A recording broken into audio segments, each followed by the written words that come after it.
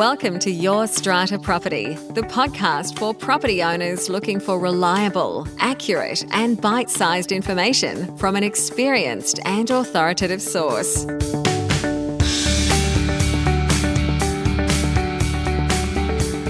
Hello and welcome. I'm Amanda Farmer, and today I have Reena van Aalst from Strata Central here with me.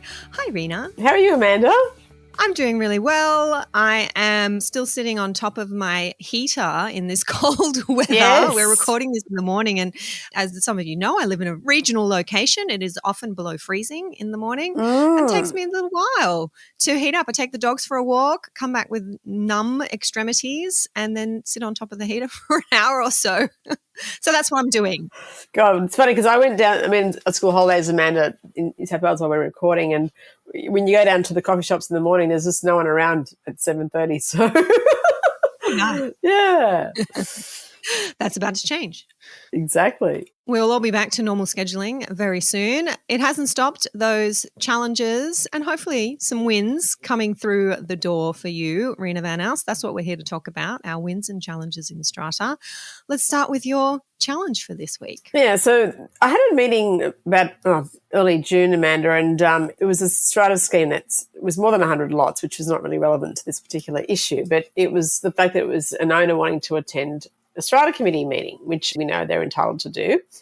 And the issue was that he said, I want my wife to attend. And I said, well, no, she's not the owner.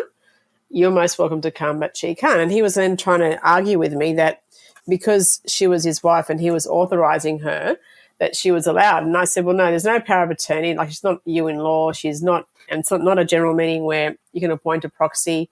Anyway, so she actually turns up, and thank God it was on Zoom, because she turns up to the meeting and then I have to ask her to leave and she doesn't leave, and then I end up ejecting her from the meeting. Unfortunately, I had to do that. So I'm not sure if any other managers have had this issue happening. Now, on the most part, when an owner attends a Strata committee meeting, it's usually if they have an issue with their own apartment or their own application for renovations, or for some reason they may come and be able to speak to the meeting to support their position. But there was nothing at all in relation to their personal application. There was nothing to do with them per se. So I was just wondering, Amanda, in your experience, have you had many of these types of issues where not the owner, but, the daughter or the son or the wife or someone who's actually not on title tries to attend a meeting, and any repercussions that have arisen out of that for you? Yeah, it has definitely come up. It's come up in a couple of committees where I actually sit on the committee, and that committee has benefited from having my knowledge, where I've been able to put my hand up and say, hang on a sec, this person is not the owner. They're not entitled to be present. And the one example I'm thinking of is where it was an owner's father who wanted to be present at the committee meeting. And for quite some time, the committee didn't really think much of that and allowed him to attend. And I think that was because he was very often the proxy holder at a general meeting. So it was kind of very normal for the committee to see him at meetings, for him to be casting votes on behalf of his son, and of course perfectly legal if he's holding a valid proxy at a general meeting to be doing that.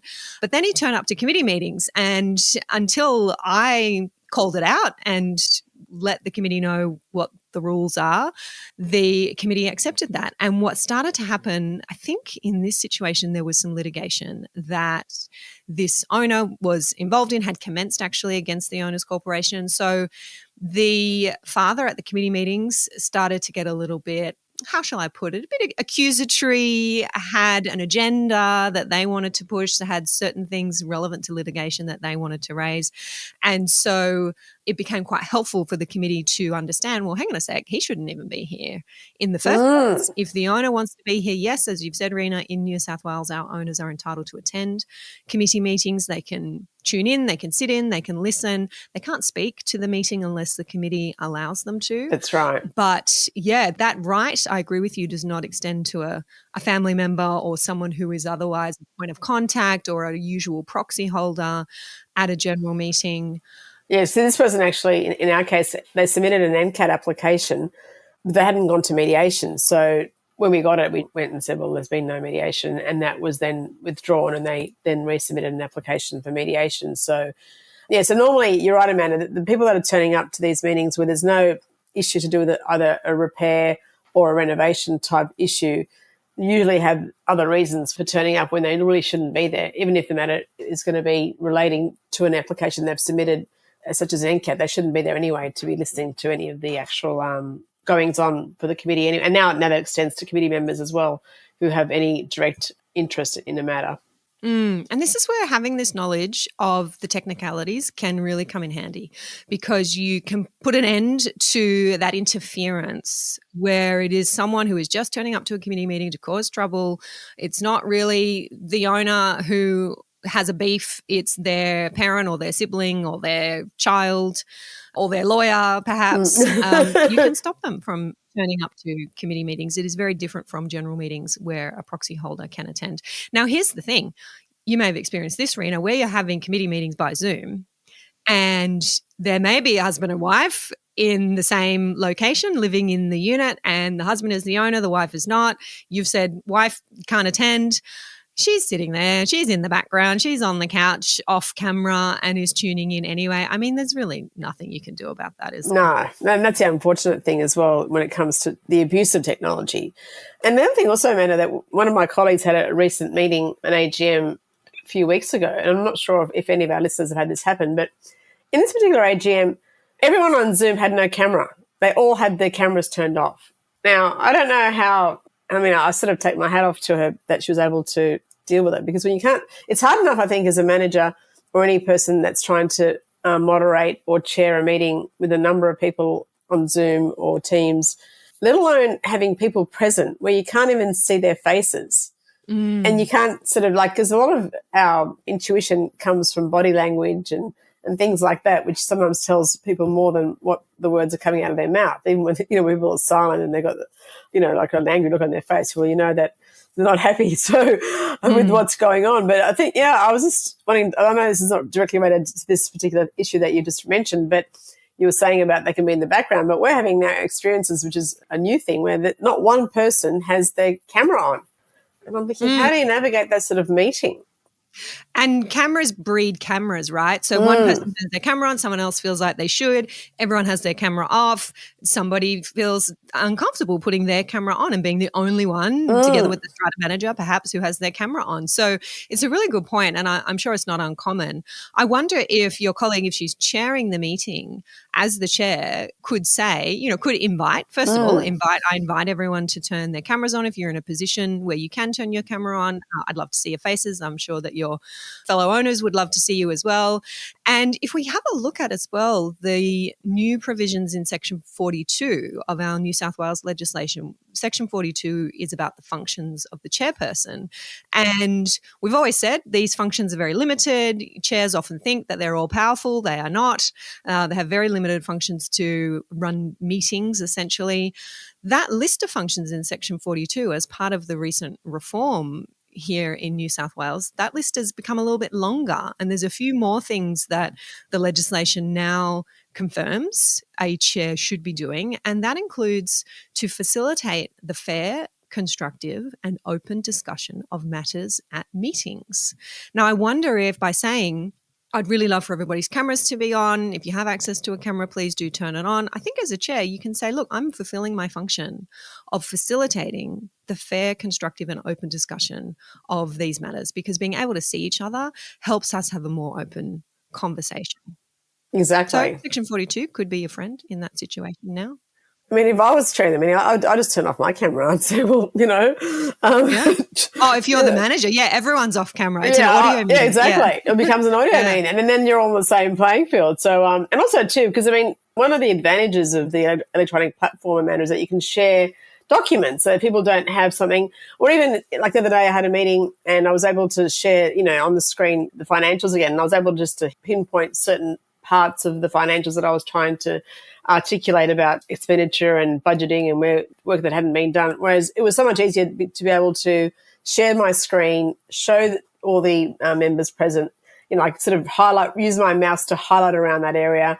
So it's a platform that enables a bit better explanation of issues with a visual section rather than saying, turn to page 55 of your agenda and Mm. looked halfway down and, where's that? And, like, so people, again, not everyone, as I've said before, not everyone's on the same intellectual level when it comes to comprehension of financials. So, again, you try and make it easier for people to understand.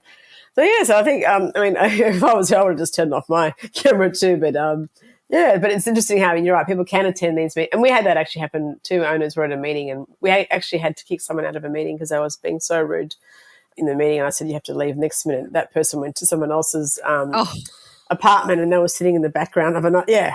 So But look, I think if that happens, and my example of, the wife is not permitted to be present at a committee meeting if she's not an owner, and she's there in the background, the chair having to be on top of that and being tough if the wife does start to interject or the non-owner does start to interject, to be saying, excuse me, no, as I've explained to you, you are not an owner.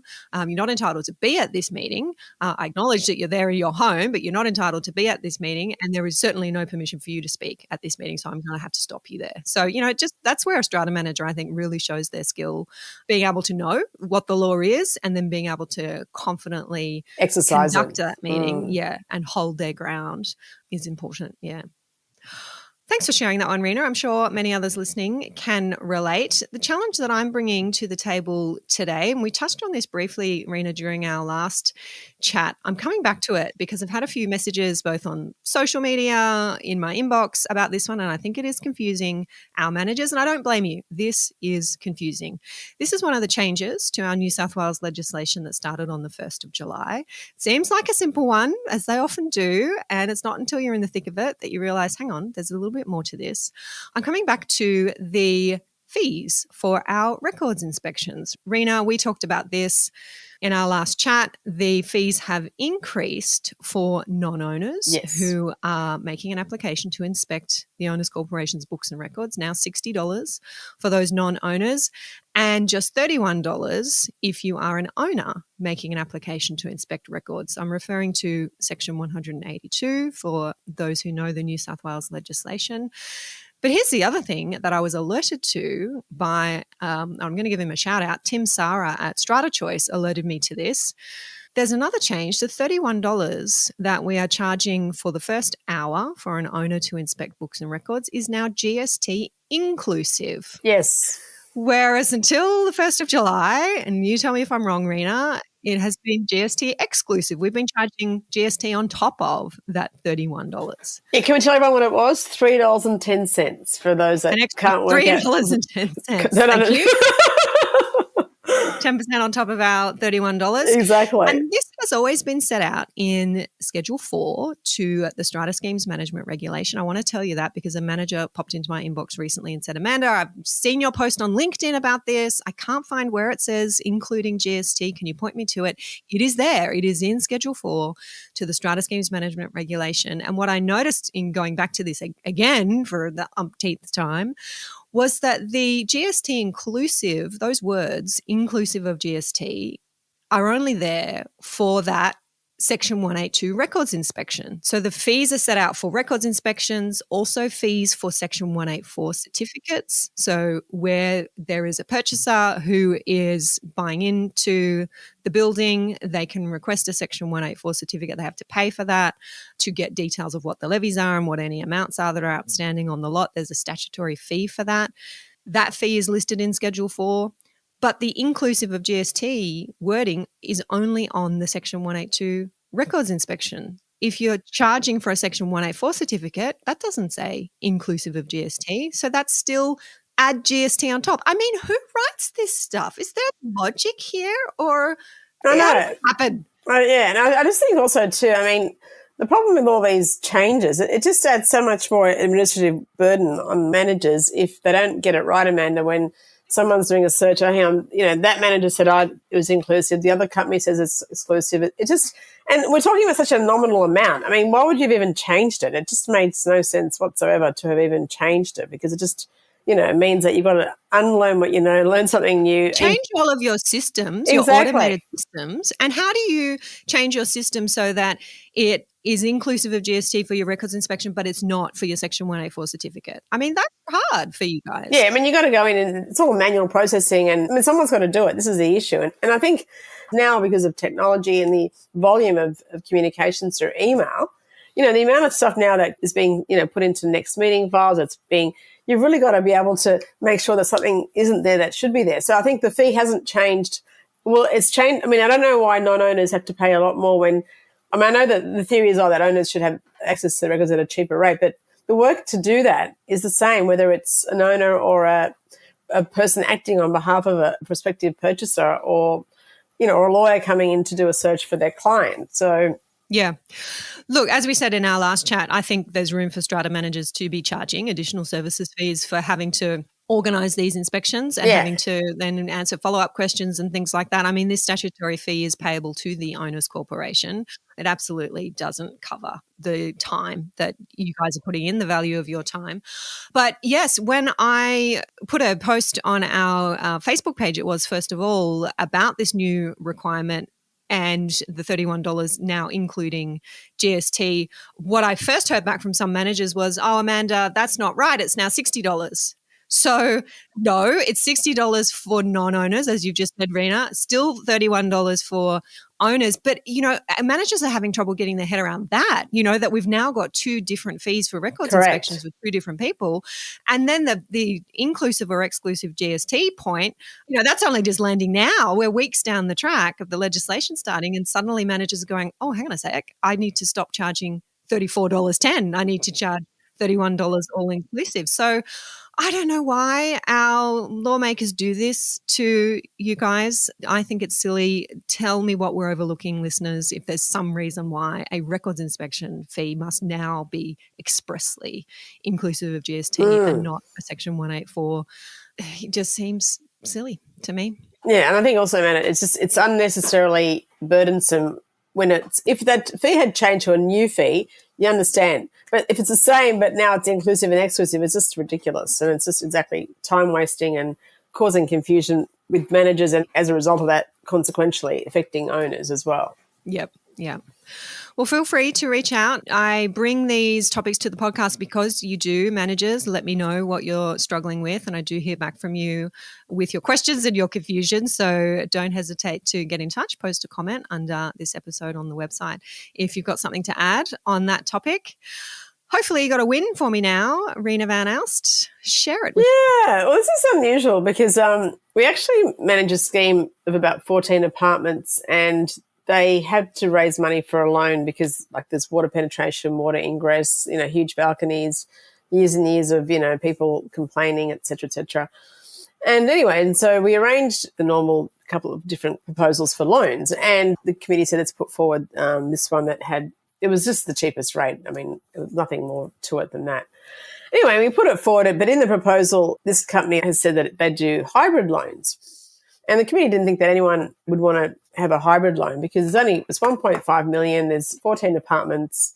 But we came to the meeting, Amanda, and there was a big hoo-ha, 5 owners out of 14 wanted the hybrid loan. And I'm thinking God, we didn't see it coming. So now obviously went back to, the loan provider and said that we need different motions and different proposals. So, and then that was then subsequently approved at a meeting. But I just wanted to sort of put it out there as a win because normally people say, people can't afford to, pay this and pay that. And I totally accept that. Obviously, everyone's situation is different. And sometimes I think when you live communally, you're contributing to something perhaps where your apartment's not affected at all. Not every apartment is part of this remediation program. And yet, 5 owners out of 14 were saying no, want to pay up front their share out of 1.5 million. So I think that is a win because it just shows sometimes that people think, well, we don't want to pay the interest. We want our building to be maintained. Maybe I'm not sure if they've got access to other funds or they've got money. I mean, I don't go into that area, but it's just, I think, an indication that there are people that are prepared to put up money where it's needed in a significant amount. Yeah. And it's building's not in Sydney, so it's not as if it's in a rich area or an affluent area. So, yeah. Yeah, right. So for any of our listeners who aren't up to speed on the hybrid loan, that is a strata loan where owners can either opt in to be part of the loan for the next 10, 20 years, however long the life of the loan is, and pay the principal and interest back over time, or they can choose to pay out their share up front. And that's a question that loan providers for years and years have been asked, how do we do that? Can we do that? And until now, until the advent of these hybrid loans, which are structured in a fairly creative way, it hasn't been possible for owners who want to opt out of the loan and pay their share up front to do that. But now it is possible. And I'm seeing it too, Reena, more and more buildings and owners going down that path. I've been involved in a building actually where I had a similar experience. I was a bit surprised. It's a building of about 40 lots. And the remedial work, that was a couple of $1 million of remedial work, was completed. And so the time came then for owners to decide whether they wanted to pay out their share of the loan or they wanted to remain part of the loan for the next 10 years. And to my surprise, I think it was more than half. I think it was about 22, 23 lots out of that 40 lots said, yeah, we want to pay out our share. And over a $2 million loan for 40 lots, that's not an insignificant amount. Yeah. But I think the interest rates play a big part here. On these strata loans, we're usually looking at about 9.5%. Yeah, they come down now. They're down now to 8.75. Oh, that's a good one. There you go. Your 8.75. That's ring up your loan provider, get that rate. Whereas the mortgage interest rate is, around that 5 or 6%. And if people can get access to funds and they can borrow, if they've got some equity and they can borrow at that rate, then they want to do that instead. But where you have these hybrid loans and you have a majority of owners who opt to pay out early like that, what that means is the balance of the loan remaining is then a lot smaller. And so for those owners who are staying in as part of the loan for the next 10 years, the interest is going to be less. There's less principal, less interest. So that's a win-win. For everybody, in a way. For everybody, which is great. So I've just seen that play out in this building that I've been involved in. So yeah, look, I think it's a great product. It's something that, now that you raise this, Reena, it was only 2 weeks ago I had a client who I had recommended a hybrid loan, or not recommended. Of course, I don't give financial advice, but I'd let her know about the existence of hybrid loans. And I've said, look, these are the loan providers who do it. Have a chat to them. She mentioned it to her Strata manager, and then she flicked me back an email and said, Amanda, can you just have a look at the below email from my Strata manager? And the Strata manager had said, no, we can't do hybrid loans. They're not legal. Yeah. Well, I think there's been I think there is a loan provider that has said that, I think, in terms of the Act and how you can levy people. And yeah, so there's been some legal advice that's never been provided, because I actually remember, I actually did ask, I said, can we have a copy of that legal advice that you received? Because if you're saying we can't have it, can you give us that advice that's never been received? But just so that perhaps maybe some of your listeners might understand, it is quite an administrative burden for the managing agent in terms of all the accounting side of it. So there's a cost there that is still nothing compared to the interest rate.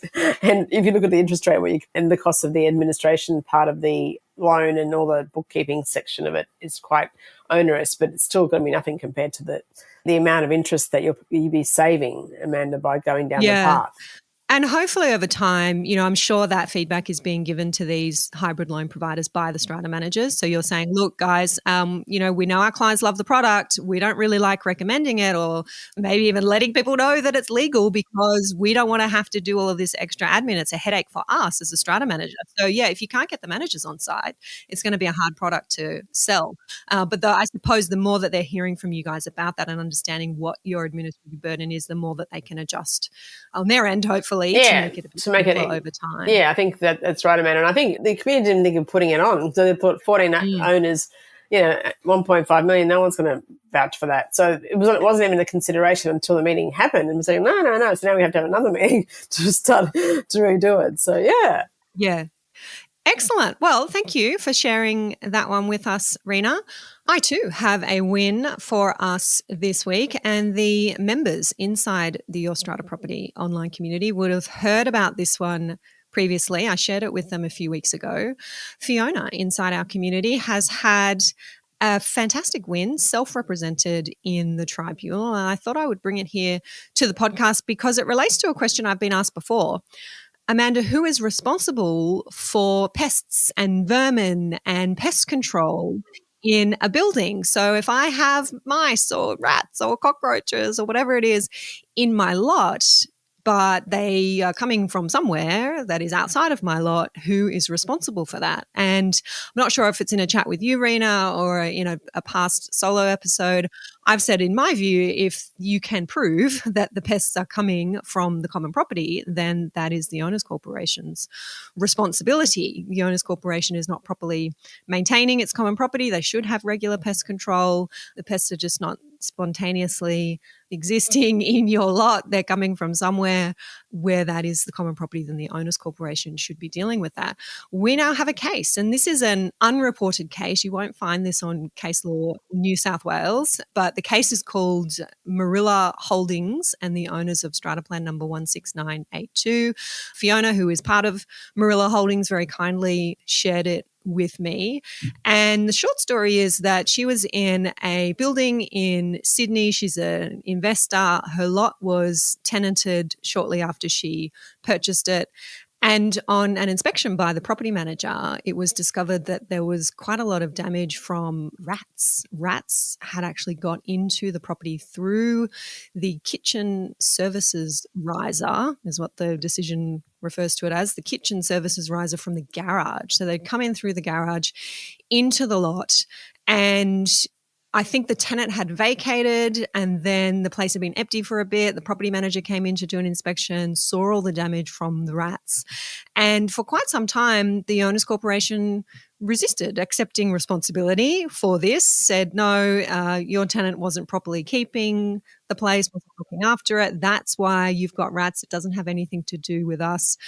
And that was notwithstanding, there was evidence of a broken vent cover and some issues with the riser where, it was quite clear that that's where the rats were entering.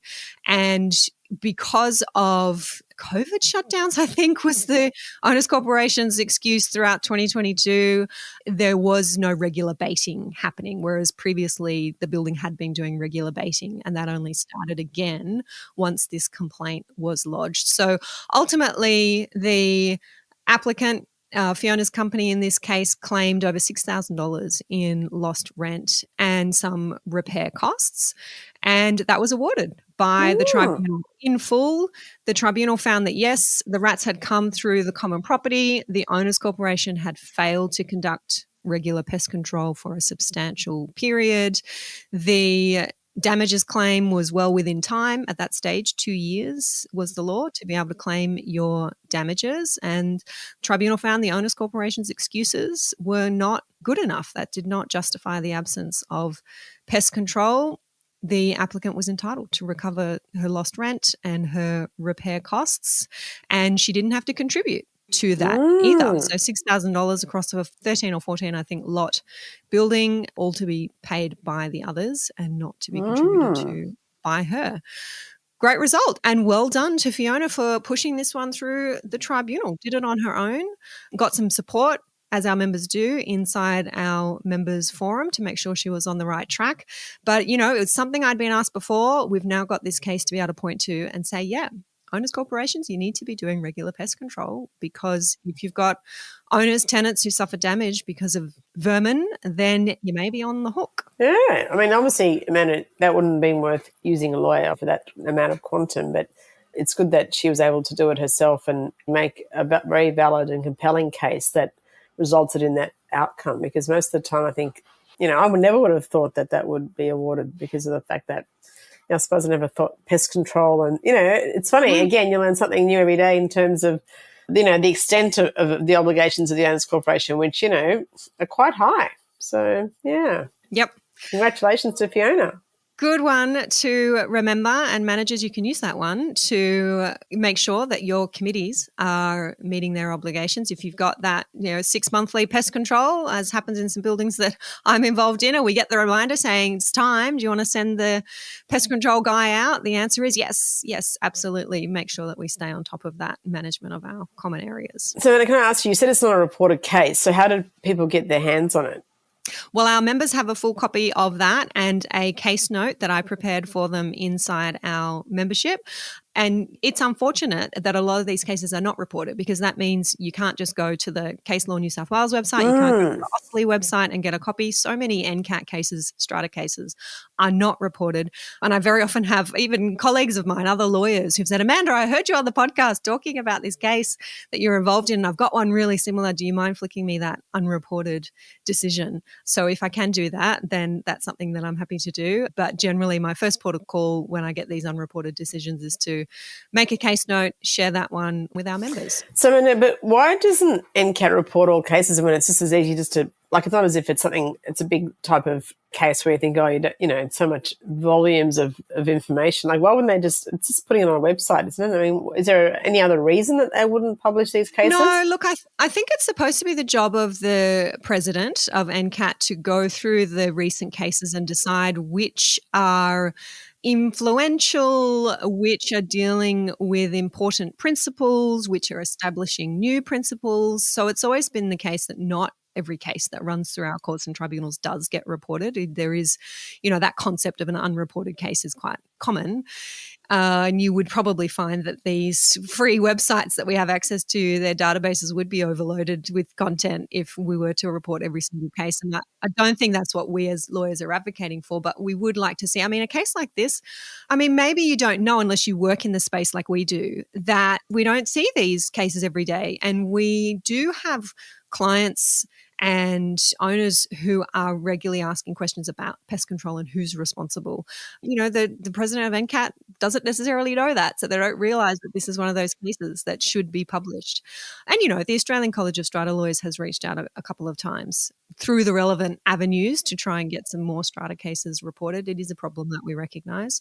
But I think you're right, Amanda. If you think about all the cases in NCAT, the database would collapse. Because it's not like courts. It's actually, there's far more volume going through the different areas of NCAT. So not just the strata section, but you look at all the other different cases where they are making decisions and things like that. Yeah. So, I think it would collapse. And it is more likely that an appeal panel case will be reported than a single member decision. So this is a single member decision. Not to say that those single member decisions are never reported, but an appeal panel decision that it then becomes binding on that lower level of the tribunal is more likely to be reported. That makes sense. Great to chat with you today, Reena. We've covered some ground, as we like to do. Please do let us know, dear listeners, what you've enjoyed. Let us know as well what you'd like to hear more of. If you have a particular question for Reena or for me or for both of us to cover in one of these future chats, we always love to hear from you if you've got a win to share with us. Sometimes Reena and I sit down and we're scratching our heads a little bit thinking, what's the success story this week? We'd love to hear those from you so we can share them here on the podcast. And any unreported cases that you feel might benefit managers and owners, that would also be helpful. Yep, definitely keep those coming. Yeah. Have a fantastic day in Strata, Reena van Aalst. Thank you, Amanda. You too. See you next time. Thank you for listening to Your Strata Property, the podcast which consistently delivers to property owners reliable and accurate information about their strata property. You can access all the information below this episode via the show notes at yourstrataproperty.com.au.